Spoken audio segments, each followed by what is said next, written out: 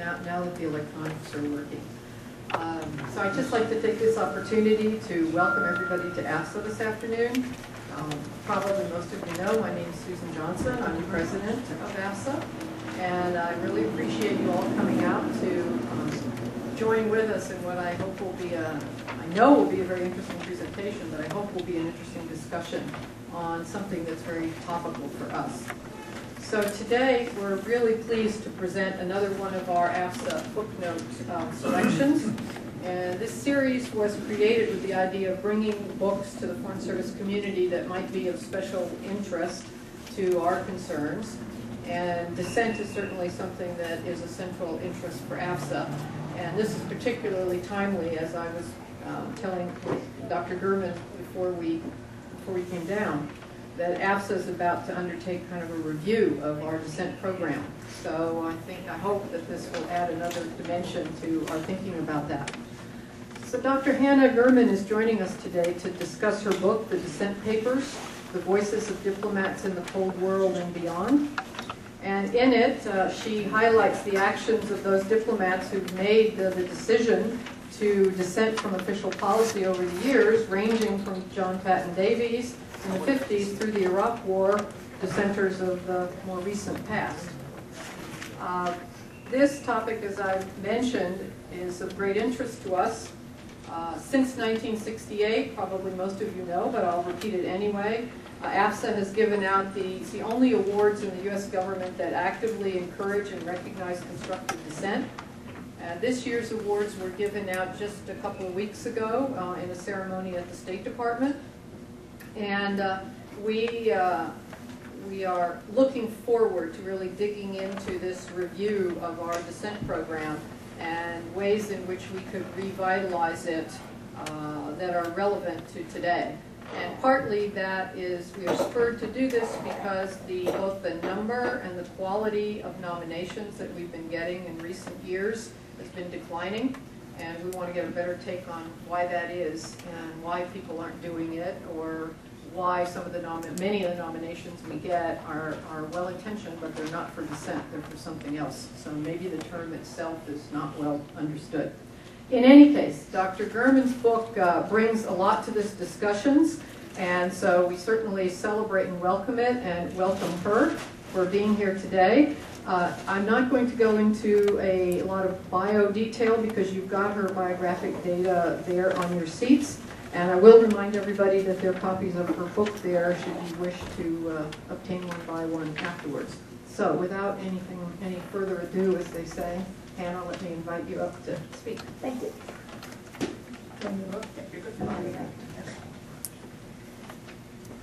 Thanks, Susan, for your warm introduction. I'm really happy to be here today.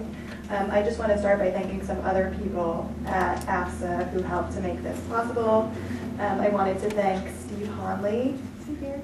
Hi, Steve. Okay, we never actually met, but I've had the pleasure of working with him at the Foreign Service Journal.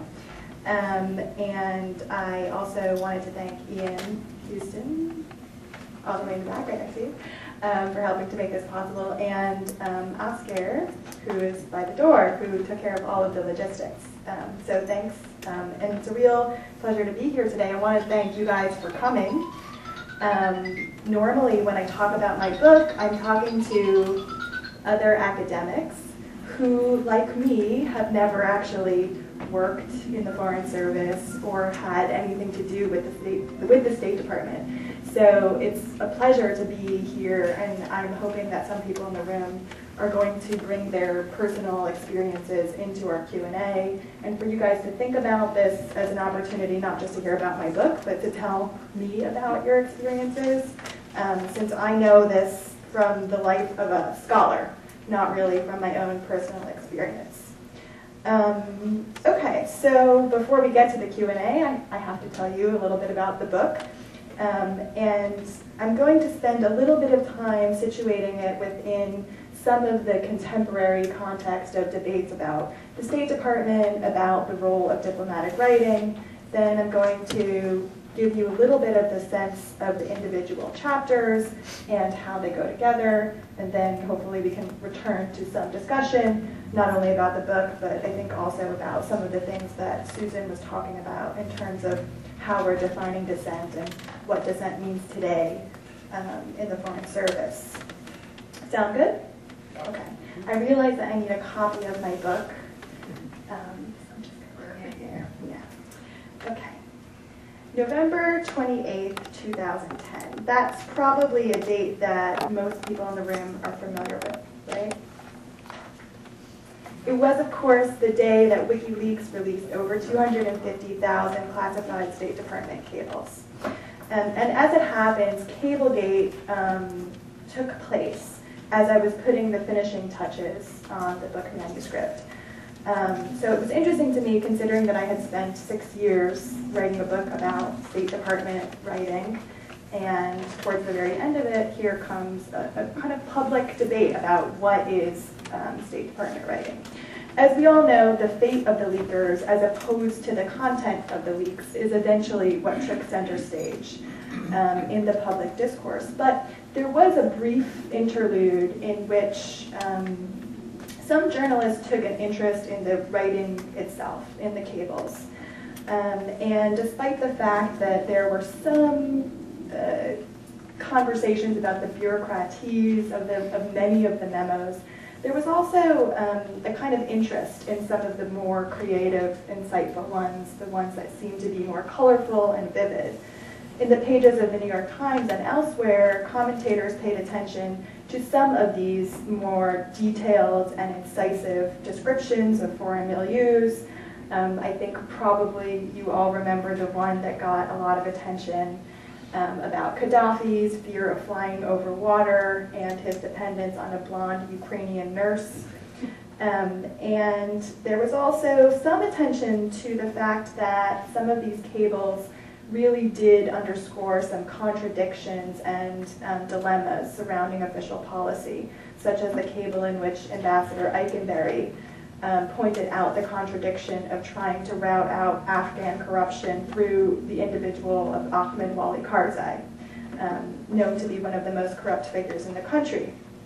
So you could say that this was a rare moment of in the limelight for the authors of these cables, as well as for the institution in which they were produced and exchanged. Important pundits showered praise upon some of these cables. Dana Milbank in the Washington Post declared, quote, "Somewhere within the diplomatic corps lurks literary genius." Writing for the New York Times, Mark Landler called the cables the, quote, "silver lining to the WikiLeaks scandal." And you could say that this was the diplomatic establishment's 15 minutes of fame. Meanwhile, of course, at the highest levels, the State Department was going out of its way to undermine the impact of these leaks. And of course, Hillary Clinton says, "Our official foreign policy is not set in these messages." And that was no surprise. Clinton was attempting to resolve the obvious diplomatic, political problems that the leak had created. But in the process, she revealed another less obvious problem, which was the fact that there was a gap between these cables that were, in many cases, incisive and insightful, and the official policies that they were actually addressing. So this struck me as a very telling and under-examined moment in the whole Cablegate saga. In addition to the more sexy debates concerning the ethics and the politics of leaking, it raised some questions about what diplomatic writing is supposed to do. What is its nature? What is its purpose? What is its influence on policy, if what Clinton said is true? And even, or especially, what is its influence when that writing runs against the grain of official policy?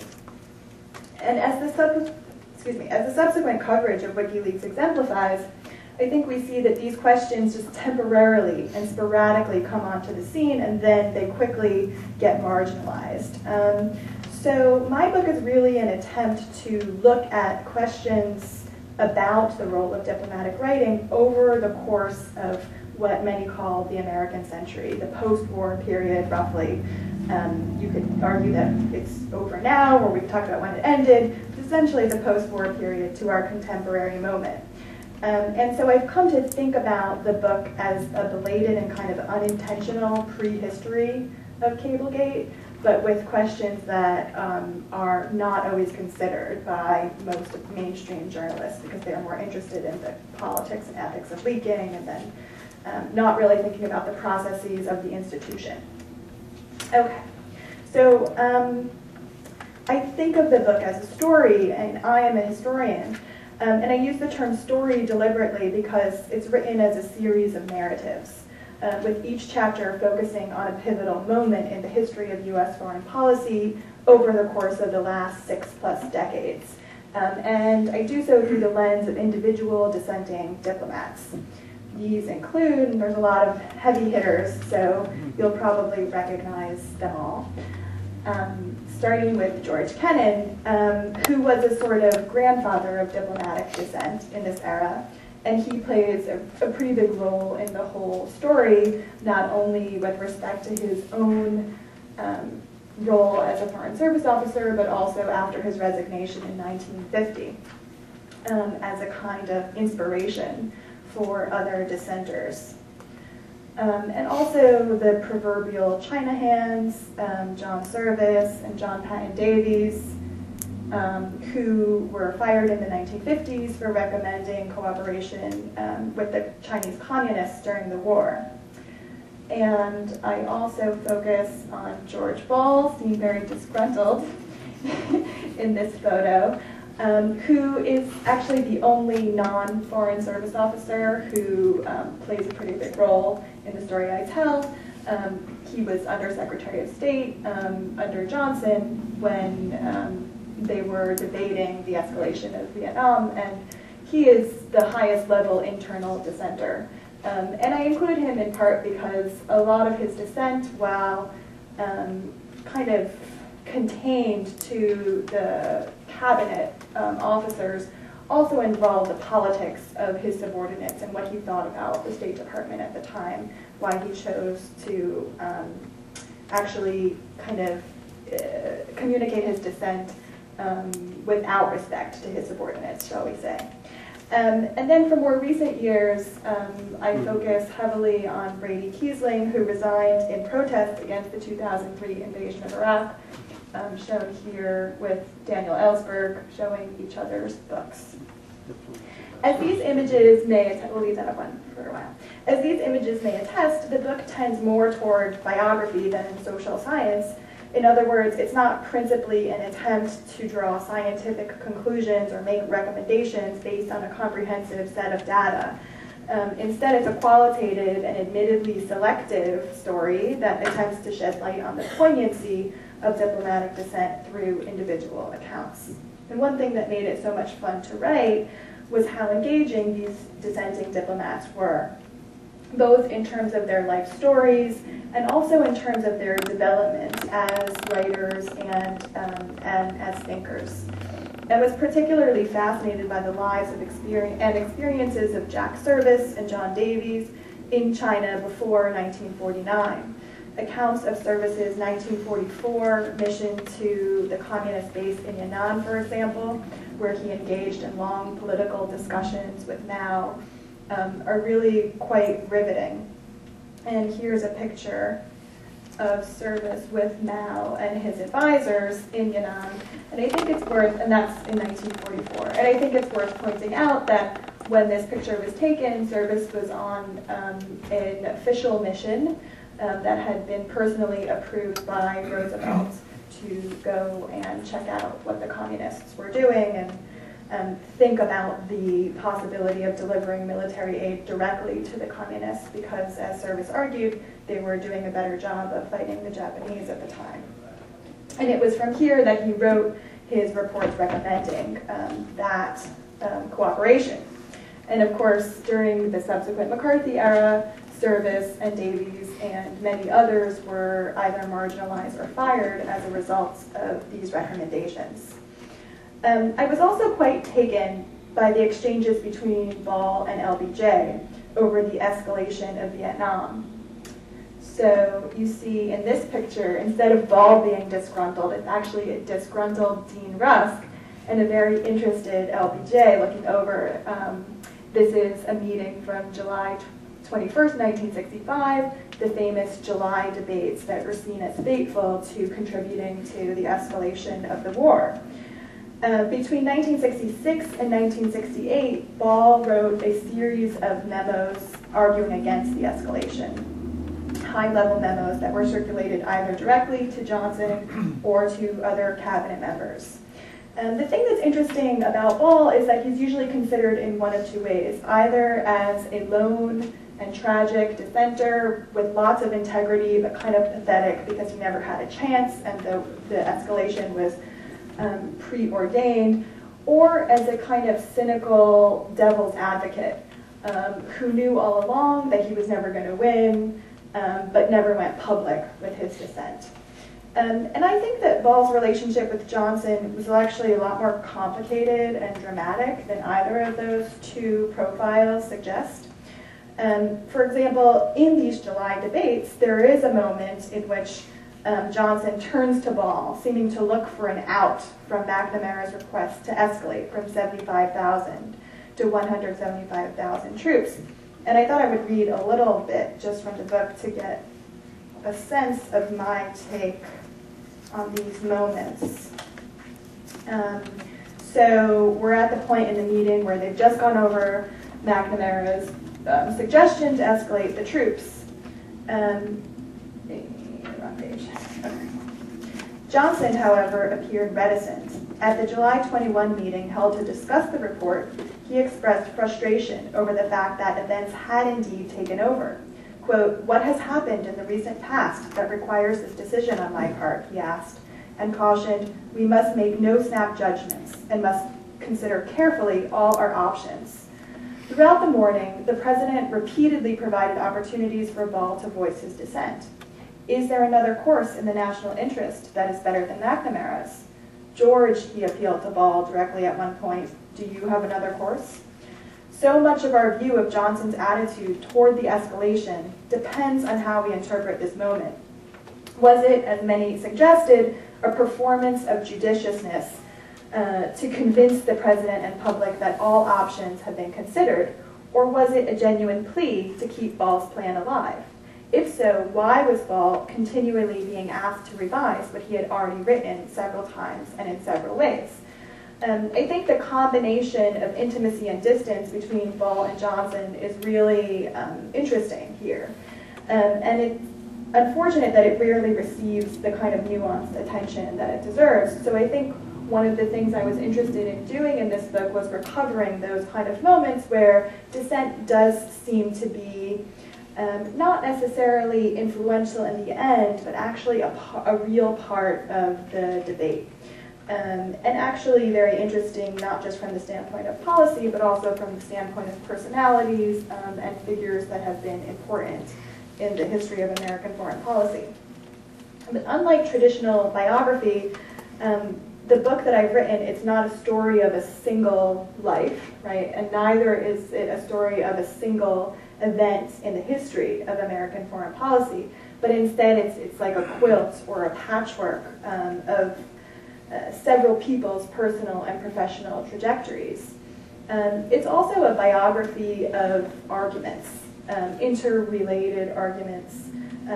You could say the life of these ideas and an attempt to see some connections between them. Right?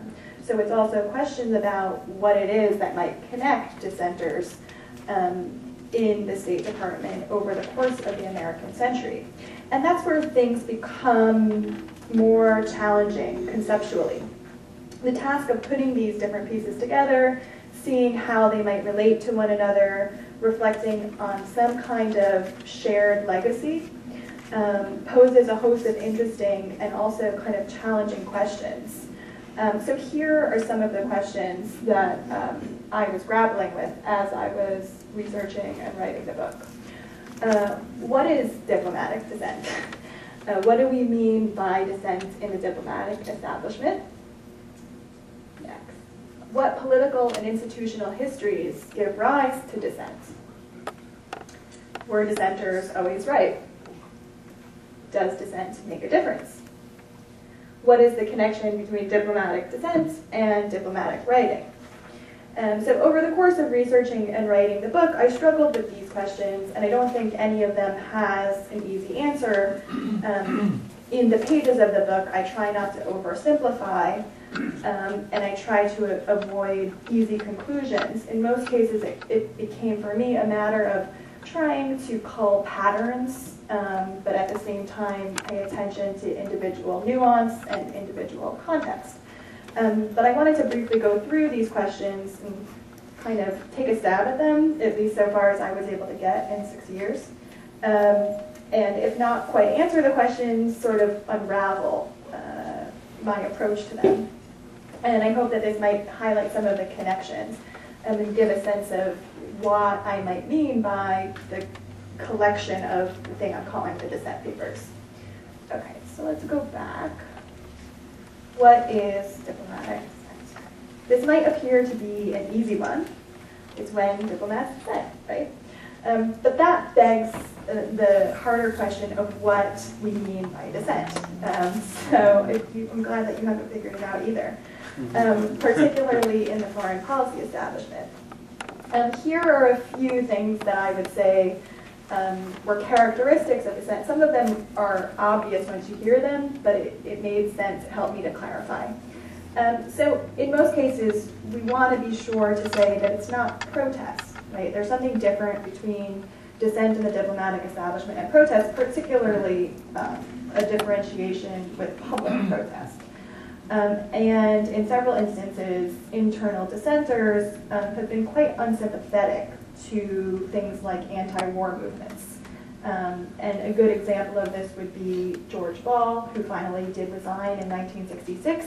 He was courted by the anti-war movement, but he famously said in his memoirs, "I did not want to be a hero of the Yippies." So especially before the 1970s, it's hard to see in dissenting memos references to things like human rights or international norms. There's a much more kind of classic realist Westphalian notion of how to frame a disagreement with the reigning policy. I think that does change after the 70s. So you could say that the scope or range of disagreement with policy is not nearly as wide as you would find in the public domain. The audience, in most cases, at least initially, is not the public, but rather senior policymakers, or at least that's the imagined, desired end game, right? That you're actually going to get a hearing with somebody senior, which makes the decision of whether or not to go public when people have done so all the more charged, and in some cases, you could say, quite fateful. I actually think that that figures into the story of the China hands with Service and Davies, who decided to include their reports in the China white paper, which turns out to be a disaster for the whole Truman administration. It was pretty disastrous for them, which isn't to say that they wouldn't have been attacked somehow for some reason otherwise. But those reports out there in the public made them pretty vulnerable. One thing that makes dissent complicated to identify is that what counts as dissent tends to evolve. Not just our idea of what dissent is, which I think is what's happening now in AFSA, but even just in terms of thinking about where the policy consensus lies and the fact that diplomats change their minds over time. The most famous example of this is George Kennan, right, who in 1947 is considered the author of the doctrine of containment. He's supposed to be the paragon of the Cold War emerging consensus. But by 1949, the policy has moved to become more militarized, and he's also moved to regret the way he articulated the policy early on. So within 2 years, he's become a dissenter. So these things are in flux. How you locate what dissent is really requires an in-depth examination of policy, and those things are in flux. But there is a connecting thread that does more or less hold through the course of the 20th century, and that's the ongoing tension between the diplomatic establishment and the president. I found that in every administration that I covered in the course of the book. Which brings us to the question of what political and institutional histories give rise to dissent. The reasons for the hostility between presidents and the Foreign Service are many, but in my assessment, they typically combine disagreements about policy, substantive issues over general outlook and worldview, as well as a distrust of bureaucracy. So successive presidents have had some choice words to describe the State Department. I'm just going to go down the list, which I do in my introduction to. Franklin Roosevelt dismissed the Foreign Service as a bunch of striped pants boys.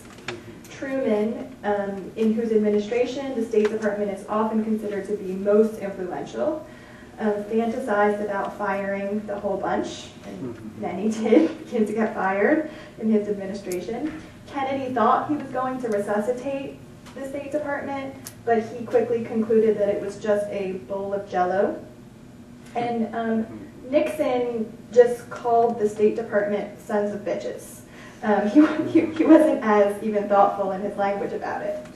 And these hostilities, I think, were exacerbated by the rise of the national security establishment in the post-war period, the Defense Department, CIA, and the JCS in particular, which really contributed to the marginalization of the State Department in the Cold War and beyond.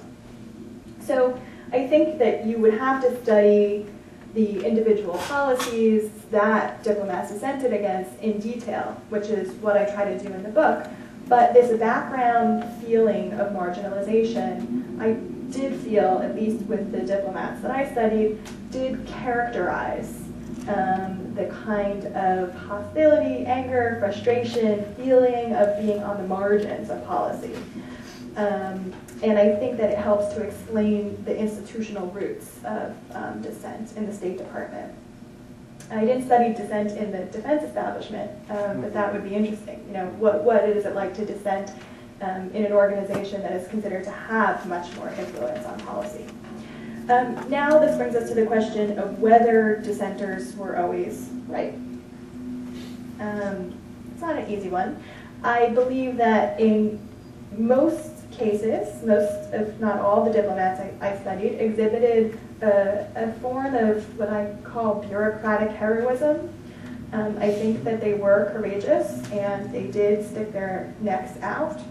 And I did want to underscore those qualities. It was a strong impulse of mine as I was writing the book.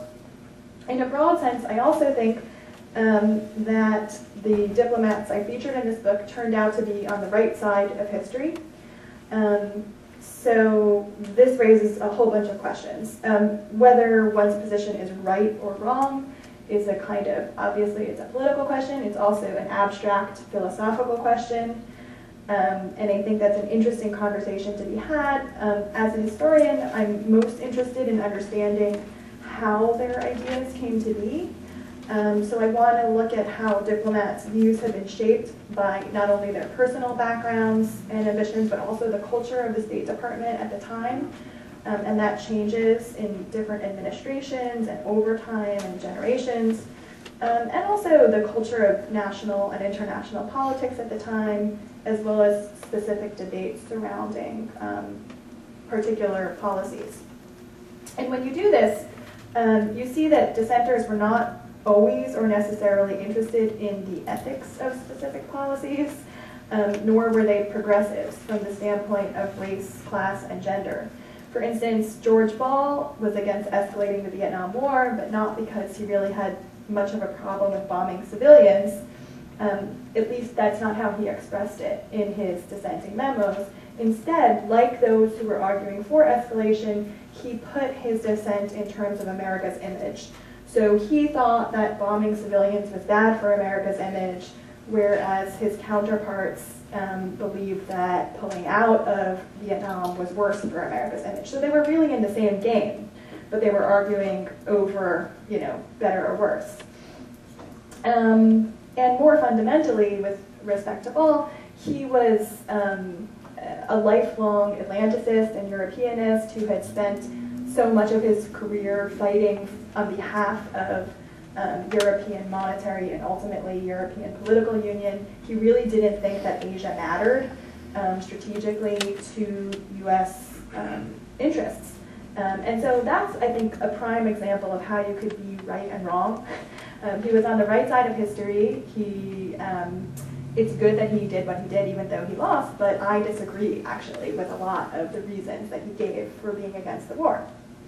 And in Ball's case, arguably in Kennan's case as well, there are also questions about how much of your own views you're willing to compromise in order to get a seat at the proverbial table.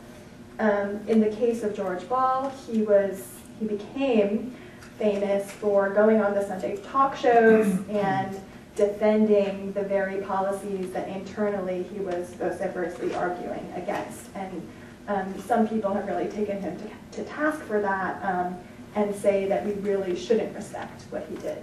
I think that these questions are real dilemmas, and I hesitate to actually make judgments about them, but I'm more interested in representing the difficulties and the complexities of being in that kind of position than arriving at a blanket judgment.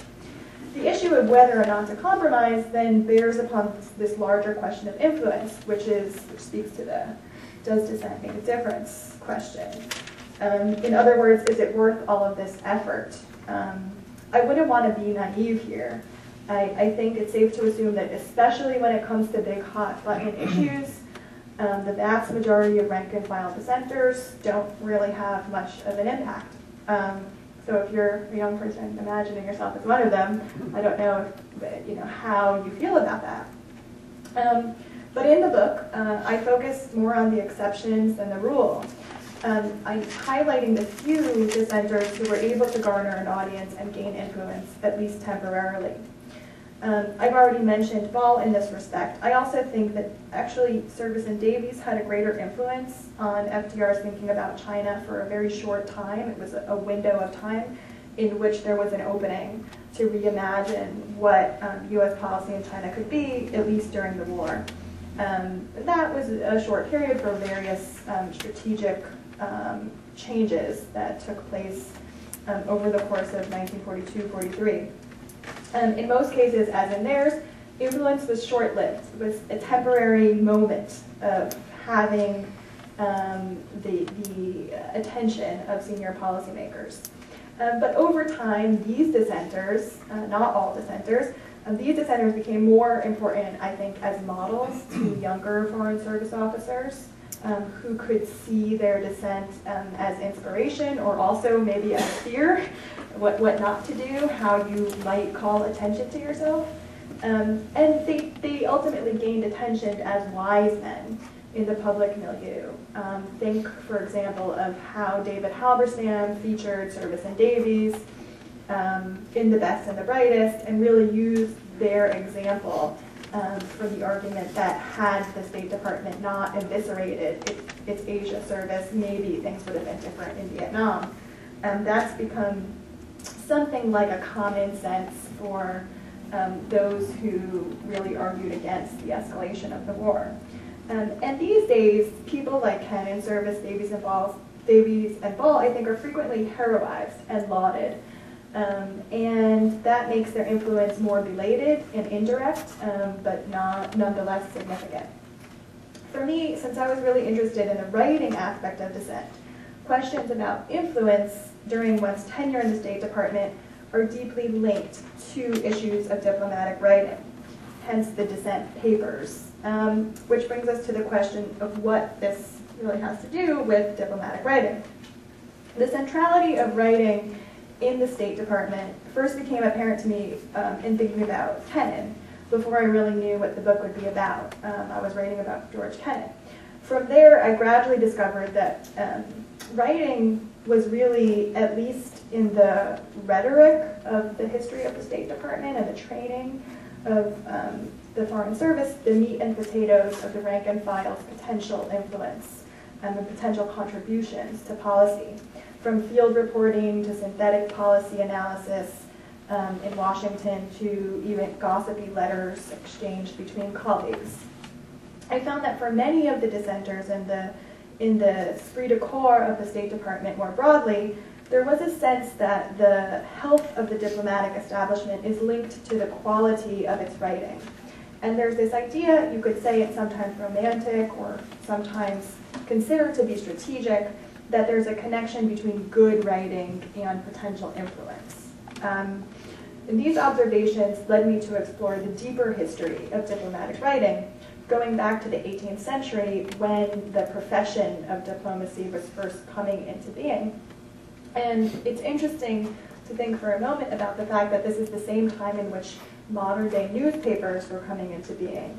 But you didn't then have anything like a foreign correspondent, right? So you could say that diplomats were the first to satisfy the sovereign's emerging need to have regular information from abroad, which made them pretty important, even if not so influential on policy directly.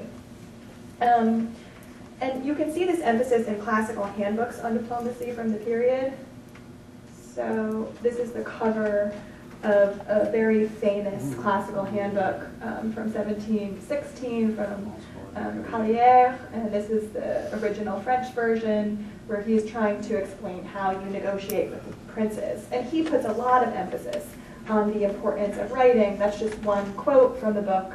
A letter which gives only a bare account of facts without entering into the motives can pass for nothing else but a gazette.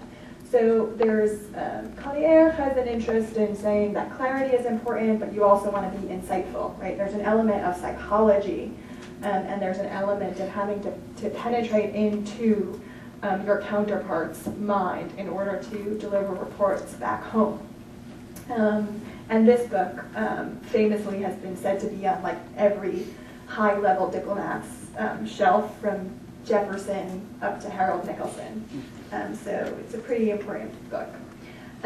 In my book, I trace how the practices of reporting and analysis evolved over the course of the next couple hundred years, but especially in the 20th century as the U.S. diplomatic establishment grew and bureaucratized. So just to give you some sense of this growth, in the first half of the 20th century, the State Department exploded from an intimate organization of 82 people to a modern bureaucracy of about 14,000. So you start, and I try to see that there are connections between that growth and the kind of reporting that's done in the organization. So you start with a form that is best described as epistolary, just writing letters. So this, for example, a very famous letter from Livingston to James Madison. Livingston was in France, and he's told that France is willing to give all of Louisiana, not just New Orleans. But he doesn't have time to actually hear back from Jefferson. So he just goes ahead and says, okay, famously doubling the size of the United States. It gives you a sense of how much autonomy actually exists in the form of the letter linked to the pace of exchange, right? The fact that it takes so long, you can spend a long time writing it, you can make it stylistically quite elaborate. This is writing from a different age. To then you get to the modern day cable, which was thankfully interpreted for us by the National Security Archive, helping us to understand, or me at least as well, how to decipher a State Department cable for Cablegate. And it's just, in itself, it's a fascinating testament to the fact that you would have to translate the form of a cable to the public, that you've come so far from just a letter, right? Okay, so why did this happen? As the State Department grew and bureaucratized, the number of pages being produced and exchanged proliferated, right? According to one estimate that I found, there were more than 100,000 dispatches totaling 7.5 million words a month streaming into the State Department after World War II. That would be directly after World War II. And this meant that layers of bureaucracy are increasingly dividing the rank and file from senior policymakers and channeling papers into their proper kind of bureaucratic, I don't know what you want to call it, some people say graveyard. So this, I say that because in my research I found the level of frustration that is associated with those kind of, those layers that are supposed to be for efficiency, but often end up kind of suppressing the movement of papers, ironically. Of the 2,000 cables Dean Rusk received a day as Secretary of State, He is said to have read about 8 in full and skimmed another 100 or 200. And those are the ones that he actually got. You know, most of the writing done by the rank and file would never get that far. So the distance between rank and file diplomatic writing and high-level officials, as I said, contributed for many to a sense of futility and frustration among some of the most ambitious Foreign Service officers. Along these lines, there's a very Kafkaesque moment in one of Kennan's letters to the State Department administration, which was written shortly after his internment in a Nazi prison camp. And in the letter, he complains about a memo that he wrote, which apparently got lost in the shuffle. I'll just quote from the letter.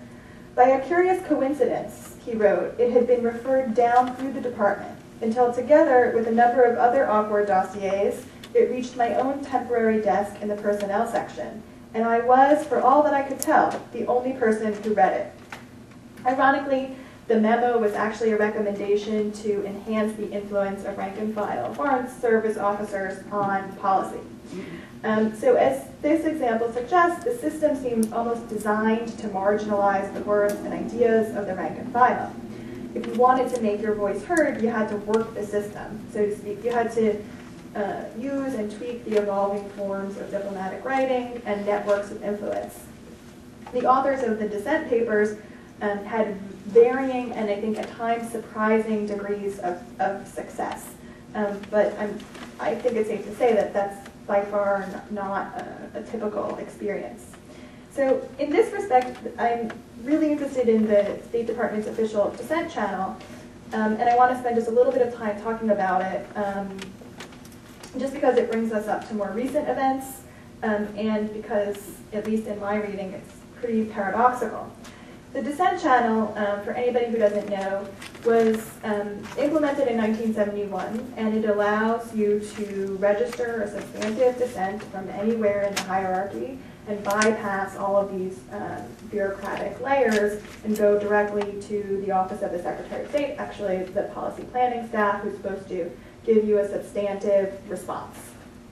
And this is interesting because it represents the institutionalization of dissent, which is different from anything else I studied. Everything else was an informal way of registering dissent. And this includes the annual dissemination of awards for constructive dissent, which were just given out a couple weeks ago. And I think when I first heard about the Dissent Channel, I was really intrigued because I'd never really heard of something so well established in any other kind of organization, and so much a part of the culture and tradition of the organization. So as I discovered in the course of my research, though, the actual history of the Dissent Channel is one of promise curtailed by limits. And over the years, the purpose and effect of the Dissent Channel, interestingly, has been debated in the pages of the Foreign Service Journal, so I found that to be the best place to learn about the internal politics of how actual Foreign Service officers have felt about the channel. And the controversy over the channel goes all the way back to the beginning, back to 1971, when I think the timing is really important. Even though you have a reform-minded administration of the State Department, William Macomber, you have that run into the politics of leaking. 1971 is also the year that Ellsberg leaks the Pentagon Papers. So you have an attempt to enhance the morale of a demoralized State Department as a result of Vietnam, run into the politics of leaking. And as William Macomber would say at various hearings, the administration wanted Foreign Service officers to channel their dissent up rather than out, literally containing dissent. So again, there are questions about whether this works, you know, the inside dissent as opposed to going public, or what is the purpose of that, why do it? And I think for me as a historian, I'm really just interested in how various instances of using the dissent channel have played out. We don't actually know, or at least I don't know, because so many of the cables are classified, it's really up to dissenters to talk about it themselves. But there was a case in 1974 that I thought was really interesting. It was known as the Boyott Affair. And in that case, Kissinger refused... right here. Okay, so I'm really excited to hear the Q&A. So, and I'm going to quote you, so tell me if I misquote you. So in that case, Kissinger refuses to hand over a subpoena from Congress, right, that is actually a dissent channel message. And what I found really interesting, having written a chapter that was all about the McCarthy era, is that Kissinger's explicit reason for doing this was to say there's a specter of McCarthyism, right? I'm protecting FSOs from being attacked outside politically, which was really specious because, in fact, as you should tell the story yourself, Congress voted to accept an amalgamated version of the memo, which, as you said, bungled up your words and was a real misrepresentation of what you actually wrote. But Kissinger was actually lauded for protecting Foreign Service officers. George Kennan wrote editorials saying he did the right thing. And it masked over the fact that your warnings about Cyprus were ignored and that you were transferred, and that then you got an award for constructive dissent. So it's a fascinating story to me, which I know you've written about as well. We should talk about it in the Q&A. And that you went on record saying, I mean, I describe it in my book as a mixture of cynicism and contentment with what happened, right? It's a kind of, here's your quote, I used the dissent channel in the proper way, and the old boys network took care of me. So I'm really interested to hear what you have to say about that. And also, I'm sure that other Foreign Service officers in the room have their own opinions about the dissent channel, which I'll be eager to hear. I think there's one camp that agrees with Kai Bird's observation in 1985 that no dissent channel message has ever had an impact on policy, right? So if you go from there, then it really kind of begs the question of what it is that you're doing. Are you doing it for, as some people said, a kind of venting of the system? Along these lines, one Foreign Service officer described the dissent channel as merely a management tool for letting the system vent bottled up pressure without affording these dissenting voices a real impact on policy. Then there's another camp who argue that the channel plays a useful role nonetheless. As another Foreign Service officer wrote, it has, quote, helped diffuse the inevitable tensions policy disagreements generate. So a kind of survival mechanism, right? If you're going to stay loyal to the institution, at some point you have to let off steam, right? And maybe that's a legitimate way of thinking about what internal dissent is or ought to be, if not actually influencing policy. One of the dissenters I focus on, Brady Kiessling, go back to his picture, he had to confront that issue when he was formulating his dissent about Iraq. And as he explained in the book that he wrote, he first thought he was going to deliver a dissent channel message to Colin Powell. But as he thought about it more, he realized that it wasn't going to make a difference for policy, and that he was going to resign. But he still used the format of a dissent channel message. He just then leaked it to the New York Review of Books, and then it made its way to the New York Times. And I think it's interesting because his choice to still make it a dissent channel message kept him kind of as a representative of the Foreign Service resigning, right? It was a different way of resigning because he wasn't, yes, he was severing his ties, he was resigning, but he was still underscoring his kind of knowledge and background as a Foreign Service officer. And I think that was part of the reason why he did get some attention publicly. And he did inspire several others to do the same thing. Anne Wright and John Brown, who also modeled their resignation after his. And whether or not you agree with his decision, I think it makes for a very intriguing twist in the story of diplomatic dissent writing, which continues to evolve, even or especially in times of apparent crisis. So it is in moments where there are some real rifts over policy that you kind of return to the questions of, again, what is dissent in the State Department? Who is its audience? Where should it go? Why do you do it? And you could say that these internal cases really prefigured some of what is being talked about now in the wake of Cablegate. But there's really a much longer history that the State Department as an institution has been grappling with. And it's interesting that it takes Cablegate to remind us that this has been a long kind of debate from within the State Department. Okay, yeah. I think I'll cut it short there. I'm curious to hear your thoughts on this and other aspects of what I've touched on, thinking especially about Cablegate and whether and how it will impact the promise and the limits of diplomatic dissent. So without further ado, we open it up. Okay. Well, you know who I am. I just make two comments. The first comment, which reflects a lot of the questions you asked, is this. Every Foreign Service officer, when he comes into the service and every time she is promoted, swears to support and defend the Constitution of the United States against all enemies, foreign and domestic. We do not swear allegiance to a president.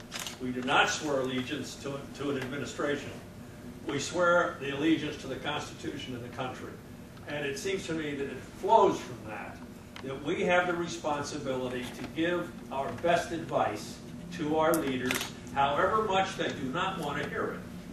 That's what drives the process. That's the first point. The second point is this. We are here in the AFSA building. And you asked the question, what is the impact of dissent? Well, I'll tell you one of the impacts of dissent.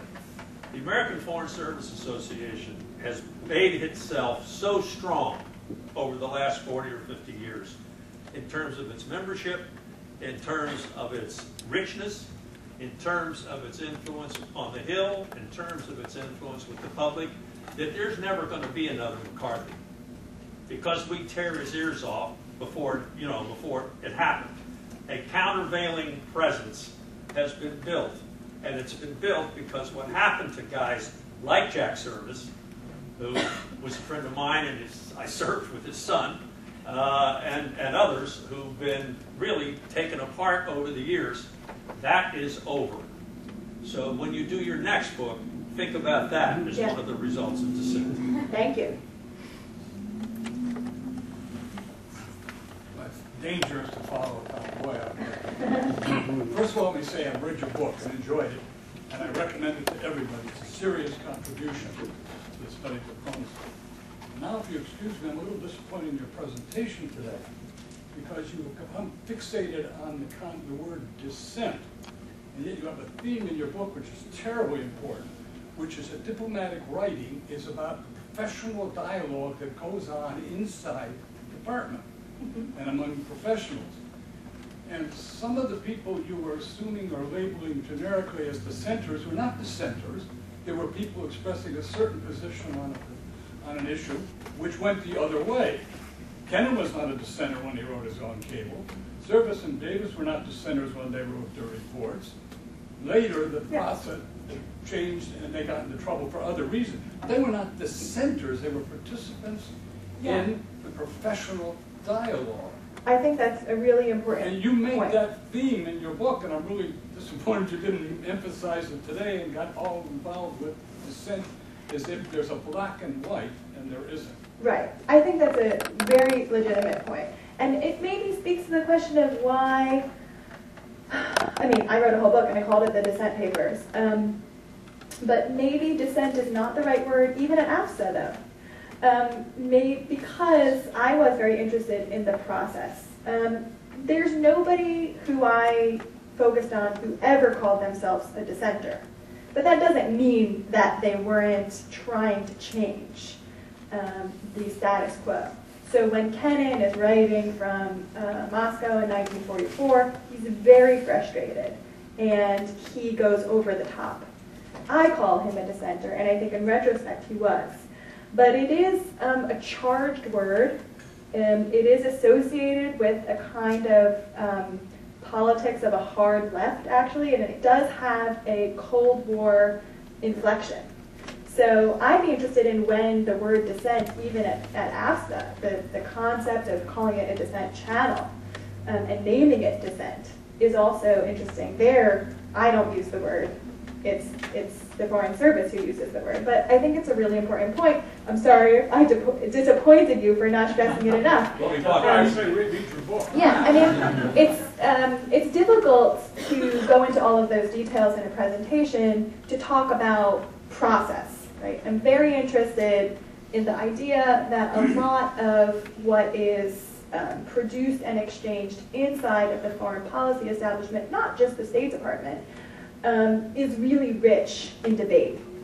But for an outsider like myself, we don't have access to that debate, but we should be studying it to know that it's there. And when you see that it's there, you realize that there are a lot of smart people working in the foreign policy establishment who have really interesting things to say, and that it gets dumbed down for everybody else. So thank you. I take your point. I'm curious if you had anyone, if you thought as you were building the stories about including someone who A, was on a side that you didn't agree with, Yeah. and B, eventually won. I mean, do they count in your kind of concept of dissenter as someone who shifts the debate to a different place than it started at? Yeah, that's a good question. Well, I was looking at people who I didn't necessarily agree with, but who I thought were smart and who actually did make a difference in some way. And so I think, again, Kennan is a good example. I disagree with a lot of what he did as a State Department officer. Where we talk about Kennan as a wise person, we're mostly talking about the post-1950 Kennan. And I'm pretty critical of all of the stuff that he wrote during his time in the Foreign Service, especially about Russia. So he's complicated, but he's interesting. I didn't write about anybody who I didn't think was interesting and intellectually rich, which doesn't mean that they weren't there. Certainly, it's not a comprehensive story about dissent. Yes? Hi, I was what's called a diplomat in residence. This is where a diplomat is assigned in an academic environment and trying to recruit foreign service. So one of the issues that's constantly on the mind of students and others who are interested in working in this business is, well, how far can I go? You know, I don't believe in genetically modified organisms, and if I'm a science officer, will I have to espouse the policies of the state? And it is an interesting skill set of a diplomat that you sort of have to know where the lines are, the red lines are. And then when you go out those red lines, then it's almost less dissent within the system, you know. But what I find is fascinating is the American Foreign Service has this dissent channel, and it sort of creates this. There is a liberal sense there. Now, if you go out of it, many other foreign services don't have dissent channels, from what I gather, and they don't tolerate any dissent. In fact, some of the philosophers of diplomacy think that it does not exist. A diplomat per se cannot dissent. What the center says is what you must express. And then there's the old advice from the converts of the world, who were very liberal American diplomats. They would argue, on the contrary, that, you know, to your own self be true. But if you are true to your own self, then you really can't be a good diplomat. So there's this incredible pressure. Anyway, I bought your book, and I'm looking forward to reading it. It does speak again to this question of, you know, are we talking about dissent? If you're writing reports from the field, and you're just writing what you see, you're not even making a policy recommendation, but those reports themselves end up putting official policy into question, even if you don't do it. Well, historically, when things have been touch and go in the past, particularly in the 50s, that would be considered dissent, even if you didn't think it was. Well, I'll add, and this is the point that was made over here, who is your boss? And to a certain degree, then the State Department is so flexible, wonderfully, that you don't necessarily have to dissent. If you want to live for another day, you can move else or do other things, which is great. But more recent administrations, the George W. Bush administration, and the whole policy on the Middle East and the invasion of Iran, and they're, you know, the clearly, you know, the institutional process. We don't necessarily want to hear that reporting, because that reporting now gets around. So don't even bother reporting on those kinds of subjects. And now there are mechanisms to address those kinds of things. So I don't think you necessarily have to go back to the issue of the China hands. Barbara Tuckman was great in that, wasn't she? Yeah, yeah. And I think it also speaks to the question of you can't really dissociate dissent from everyday routine work in the Foreign Service. And so if there is a feeling that dissent isn't welcome, then that changes the way you're going to do your work, right? And so the reporting might change, the willingness to go out and make contacts might change, even though those things are not necessarily linked at all to dissent, right? It's just to doing a good job as a field officer. Yes? Hi, Dan Martinez. I'm the AFSA Awards Committee. I just want to correct one issue. That is that the committee does recognize those that dissent within the system, but I wanted to difference that from the department's dissent channel. Yes. So I just want to make Right, sure that there are different things. They're very different things. Yeah. And so I just want to make sure that that's clear. In the presentation, it sounded like we awarded prizes to those Who use the channel. Who use the channel. Sorry, yeah. They might coincidentally use the channel and have done other things and end up getting an AFSA award, but as Dan says, they are two very distinct programs. Yes. Along that line, how do you recognize using the dissent channel as cables, as communications are confidential? How does that then be considered for disagreements?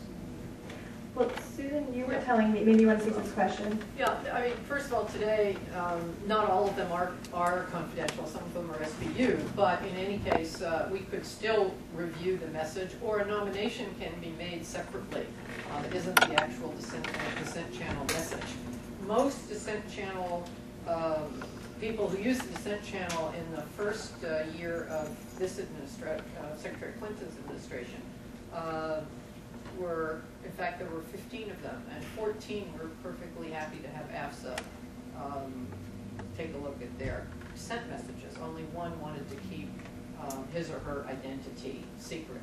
So most of the people using the dissent channel today are not concerned with the confidentiality as to who wrote it or who submitted it, because one element of that channel is it's supposed to keep your identity covered so that people who are ultimately looking at it don't know, and so you wouldn't be subject to retribution or retaliation. No one seems to be too concerned about that as far as the dissent channel itself goes.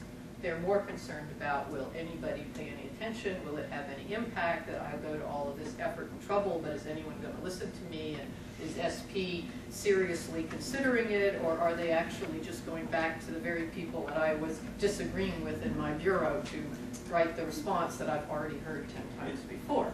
So, The answer is yes. yes, there's so that question, why do it? And Yeah. that's one of your questions here. And I would just add that as a historian, the classification becomes a problem, actually, because dissent cables don't necessarily and really don't get declassified. And I know that the National Security Archive was working to declassify bunches of them and ran into some barriers. So just from a perspective of history, it becomes problematic later on when, for political reasons, these cables aren't being declassified, though it makes sense when the person was trying to have their identity protected at the time.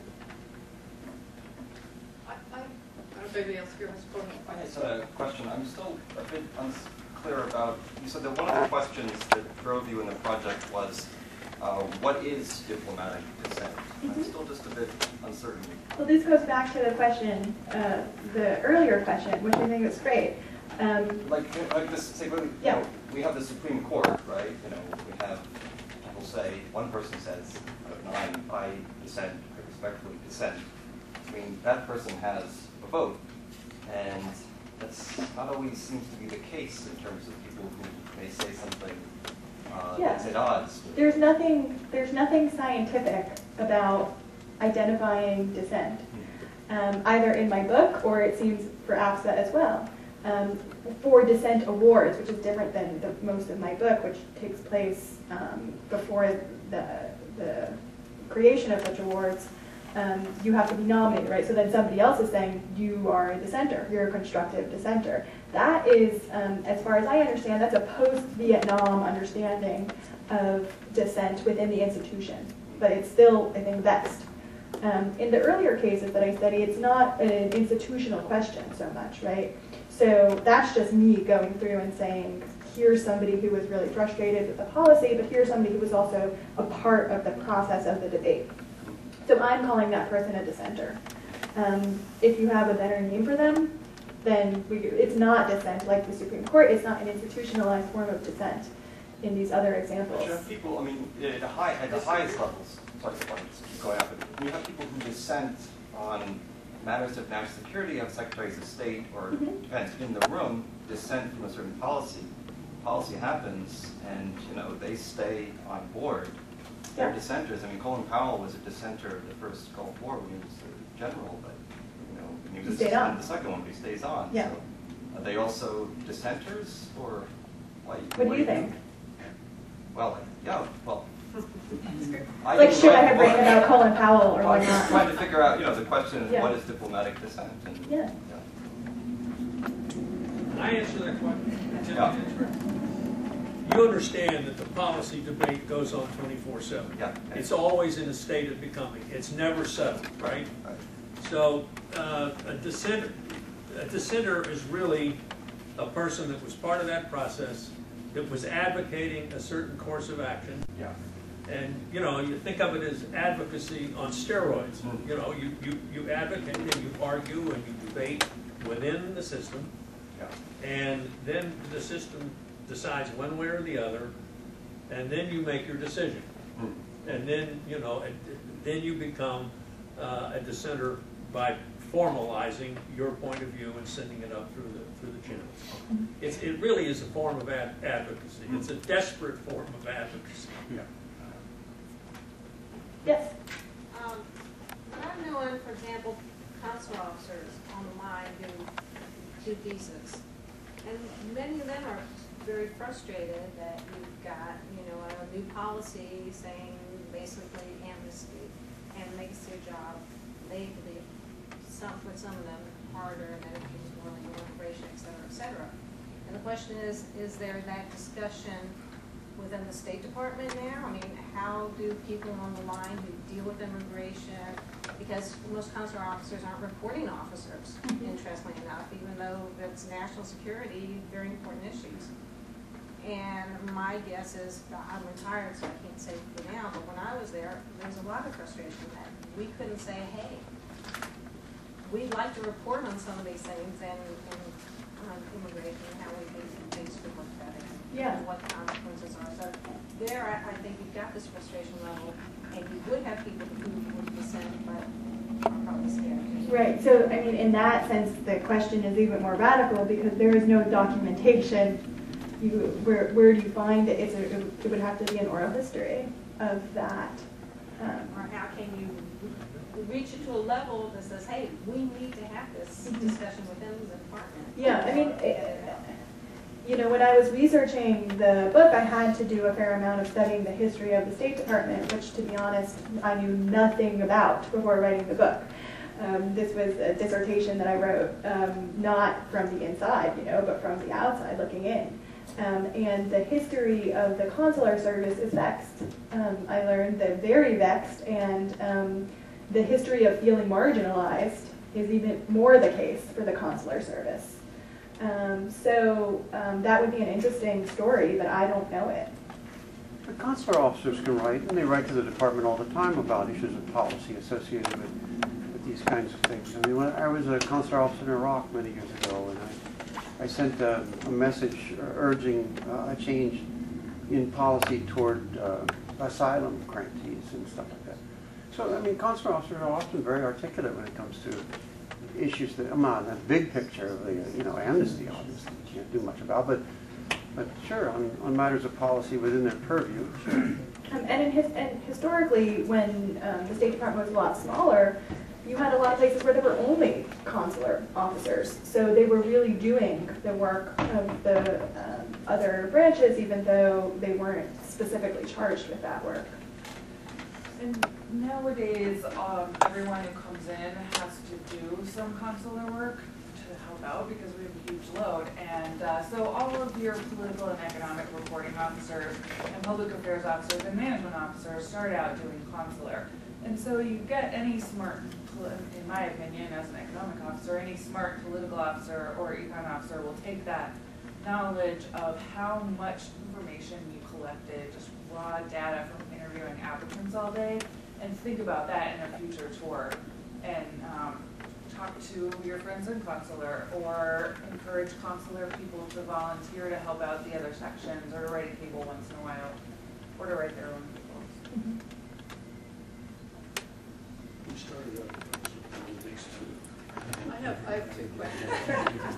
One is the short one, and it's more about, you mentioned in your remarks that the very term dissent has a certain sort of Cold War, certain various things that people, connotations. And so one of the questions that I think we're trying to look at here is, how do the people coming into the Foreign Service today interpret that word? What does it mean to them? Do they think of it as just disagreement, like a dissenting opinion in the Supreme Court? Those 8 guys or gals went that way, and I disagree, and here's what I think. Or is it, something else? And as we've discussed here, it's difficult to draw the line because of this internal, continuous, maybe, discussion, policy discussion. So that leads to my second question about, first, is there another term that you could think of that might be, more appropriate, or that you could pair with dissent to kind of further explain it to today's Foreign Service? But the other question is, it seems like more emphasis is being put on becoming more operational and in managing programs and in getting involved in a lot of things which are other than reporting and analysis.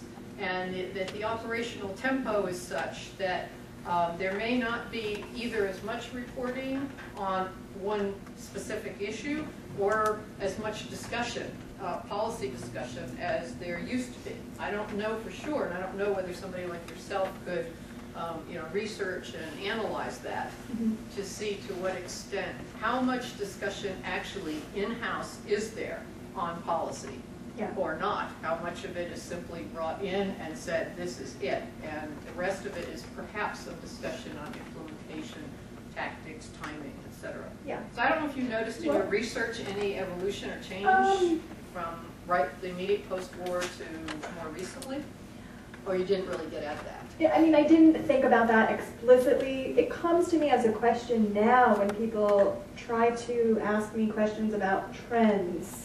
They'll say, like, could there be another George Kennan now? And I think there also one needs to consider how technology changes discussion, right? So if there were somebody who would be like a standout figure who came in through the Foreign Service, that person wouldn't probably be loquacious like Kennan. They would be somebody who could master the tweet or something. The idea of long distance communication and the pace of that communication, I think, impacts things. But the question about overall whether there is less policy debate, I think is a really good question. It's not one that I looked into. You do run up against whether you're doing, if you're doing archival work, then we're kind of in, you could get to 1980 now in the archives for regular, being able to get a full sense. You can kind of start the beginnings of the Reagan administration. So it's hard to say for more contemporary stuff to get a more comprehensive record of these debates. Well, I do hear that, I don't know about the numbers of cables and the volume. I mean, there's probably always increasing volume, but I would assume what it's so. about and how central it is. I also hear that there's less formal or traditional record keeping, less memorandum of conversation, less actual reporting of actual conversations between and amongst principals that goes into the archives, and that in fact the whole volume of foreign affairs, the United States may be petering out because there's not enough to put. Terrible. Don't worry. I'm in the historian's office, so you got a lot of stuff going on. Don't worry. If that's the case, I think it is pretty worrisome. Well, I don't know if it's true true or not. I know that in embassies, lots of times there aren't enough people, there isn't enough time. So a lot of diplomatic exchanges do not get recorded and reported the way allegedly once was the case. Now, there's so many more things going on and so many more missions and so many more things that could be completely, obscured by the volume that's going in. But what is it if you're in the It's less cable now, much more email as well. Yeah, well, that's getting more people. But also just the vastness of right? I mean, you could collect them at some point. I'm assuming historians We'll have we to would do collect that. Yeah. my emails from Afghanistan and see where I was going with a thought process and how that worked out with my bosses and what I call the churn, just sort of the continual conversation that ends up here with then let's put this for a policy decision. But yeah, I didn't There'll be more dark matter, I think, to wade through in order to Right. find the substance, which will be And daunting another for question is historians. how you classify that, because it could be an email about, I was over at the provincial council today, but then in the body of the email, I was talking to AWK and he said something really interesting about X. So, Yeah, I know people who have, for journalistic reasons, have been charged with going through the Cablegate stuff and writing about it for Foreign Policy and Focus and elsewhere. And their general sense of that random stash is that there's not, in most cases, there's not a lot there, but every once in a while, something comes up. The vast majority of the cables are insignificant. historians, their eyes are going to be ruined. A lot of wrapping, not too much Yeah. Have you, in your research on the department, have you been using the oral history record that's a Library of Congress? Yes, Okay, yes. there's your dark matter. Yeah, there's a lot of oral history stuff. I mean the particular And the stuff- Archer, stuff that's at the Library of Congress. yeah. Okay. Some of the material that I found really useful, 1971 on East Pakistan, that oral history is very rich. So the Archer Bloods cables, that was actually the first Defense Channel message, and he has a long oral history that was very, very rich. And what about Ms. Johnson's first question to you about if you, in your writing, maybe you thought of a different term or a more modern term or a more inclusive or comprehensive? Did you have anything on that? Well, in the book, I don't have a term. Well, the closest thing I can think about is really process, and I come back to that in the book a lot. But it doesn't suggest anything adversarial. It suggests that there is a process and people are participating in it. How you designate where there's levels of disagreement within that process. So there are process and there are debates. It's less charged than dissent. And it's probably more accurate, but it also encompasses those who agree. So I guess no. Let's take one or two more questions, and then we're past the time already. I gotta get my books. You gotta get through, but we can do book signing, so that's fine. Harry? Yes. I just, it seems to me that a dissenter is someone on the losing side of a policy argument who won't give up. But they do give up. But they do give up. Well, in then most they stop cases. dissenting, don't Yeah. they? And I think one thing is that it is really different from the Supreme Court in the sense that you're a part of the debate. It's not that you register your dissent after the fact.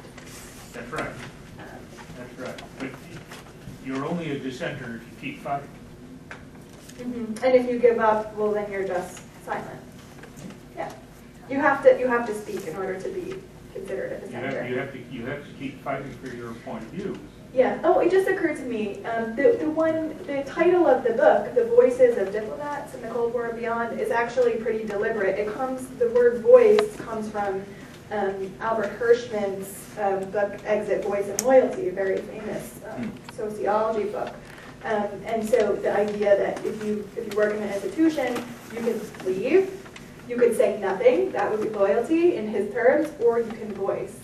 So voice could also be maybe a better word than dissent, but it's a voice that implicit, at least in Hirschman's term, is of discontent. I don't think it counts as dissent if you keep it to yourself. Yes, I would agree. You have to speak. Yes. Okay, do we have one last question? It's like, I heard Colin Collin at NPR recently, it seemed like there's no miscommunication between that that the definition of dissent between Colin Powell and Dick Cheney. Dick Cheney in his book said Colin Powell was disloyal. He was really defensive, saying, no, I wasn't. I voiced my dissent, but then I fell in line and I went to the UN. You know, so, but at the highest level, you have like a miscommunication about what that means. Well, and the concept of loyalty is always just politically charged, so it Yeah. becomes an accusation, usually just for domestic political purposes. That's it. Okay, well then, let's have a round of applause. Thank you. Anyone who would like to purchase the book or get an autograph, Kennan, you have a little bit of time to Sure. do autographs? Yeah.